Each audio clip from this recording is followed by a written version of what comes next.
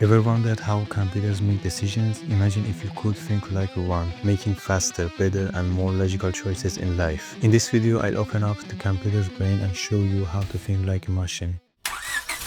Break tasks into steps.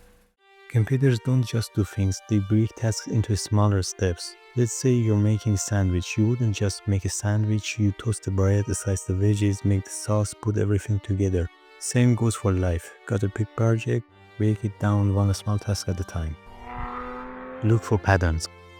Computers are pattern recognition masters. Think about social media. You watch certain videos, like certain posts, and the algorithm learns your habits. Now in real life, you want to improve at something, find the winning pattern, want to break a bad habit, spot the pattern and change it. Ignore distractions. Computer filter out unnecessary data to stay efficient. You should to studying, go to quiet place. Doing homework, keep your phone away. Want a better focus? Try meditation or instrumental music. Follow algorithms. Computers run on algorithms, step-by-step instructions to get results. Want to get stronger? Follow a workout plan. Learn coding, follow a structured course. Algorithms is a success formula.